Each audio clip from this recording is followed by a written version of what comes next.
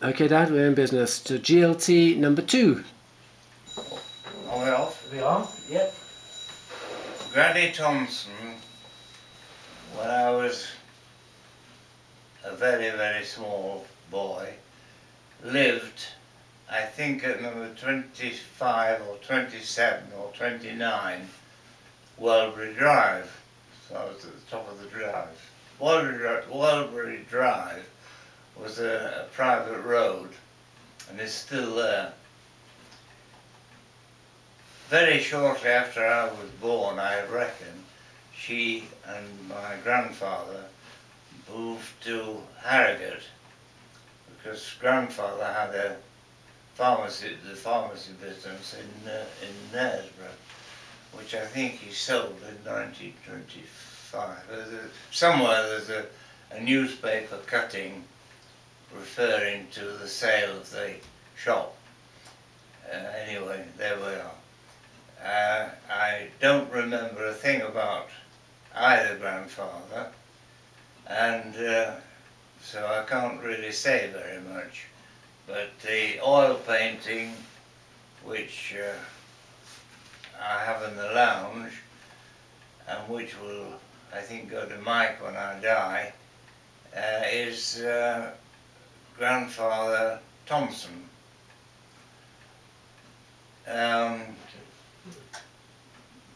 When Mother and Father actually met, I don't know, but Mother was in the Central Post Office in Bradford with an assured job for life, and Father was a trained dyer in the textile trade. And where they met and when they met, I have no idea, but they got married in 1919. And obviously Father hit the bullseye, because I was born precisely 9 months later. My birthday was May 22nd, sorry, 1920.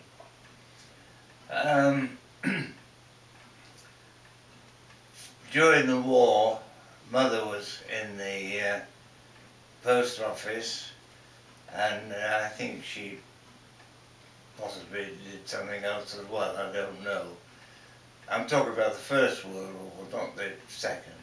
Yeah. And my father was, because he was a keen motorcyclist and had his own motorbike, joined up in the Royal Engineers as a dispatch rider with the rank of corporal. And he got very badly, well, he got badly gassed at Ypres in the first German gas attack. And I think he thought, this is no life for me. And promptly after the request for volunteers for the Royal Flying Corps, which was the original name of the RAF, and he was accepted as a volunteer, promoted when he went to Egypt, to Heliopolis, to be trained and learn how to fly. And then when he got his wings, he was promoted from corporal in the Royal Engineers to flying officer in the Royal Flying, sorry, not flying officer, flight lieutenant in the Royal Flying Corps. The Royal Flying Corps became the Royal Air Force, I think, around about 1917 or 18. And he was engaged in the operations against the Turks, who were allies of the Germans in the First World War. And he spent, I think, about 3 years in Egypt and Greece in these operations.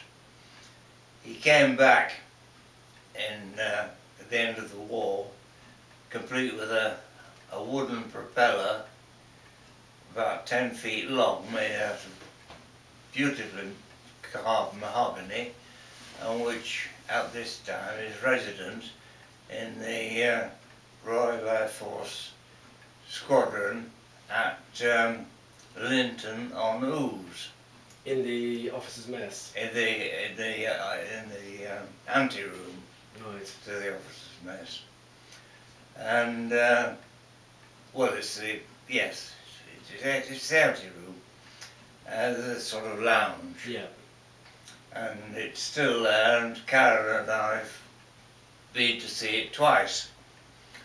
And I've stipulated that I want it to remain in an active service unit rather than a museum. How he got it back, I've no idea. Yeah. Yes. Well, I always remember it in the garage at in the house in Poole. Yes. Well, it was on the wall in the hall of his house in where? I can't remember where it was. Oh, Eccleshill. Yes, the house at Eccleshill. Yeah. And it should be worth a bob or two now, I would think. I know the Yorkshire Air Museum at York wanted it years ago. Did they? Oh yes. Did they? Yes. But I wanted it to go, and I'm sure Father would have wanted it to go to an active service, you know, yes. a regular yes. RAF unit.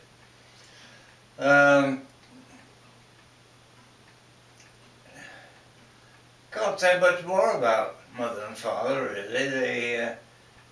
They sort of put up with me.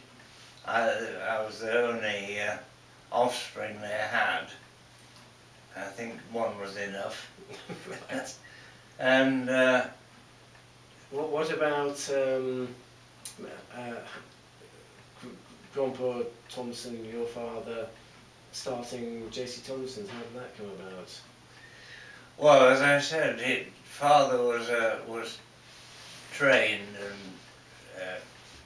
at Bradford Technical College as a dyer, a textile dyer, and he got a job with the Bradford Dyers Association, the BDA, who were a very big group in those days. Yeah.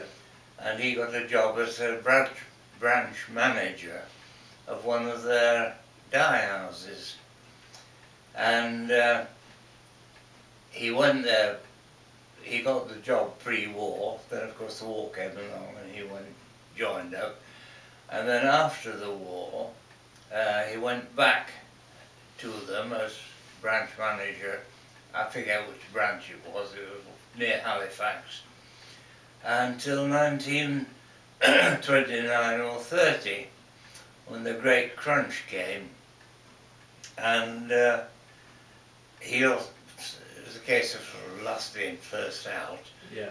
And he lost his job, and he bought the British Duron Company, that's D-U-R-O-N, in Bradford, which was actually a German company until 1914, when it was taken over as an enemy aliens company and run by the British government, and went bust in, I think, 1929. And my father bought this bus company with money which his mother lent him, and started J.T. Thompson and Company, which later became J.C. Thompson and Company Durham Limited, when it became a private limited company. And that was in what, 1930? That would be about 1934. Right. And Jim Fee was father's partner.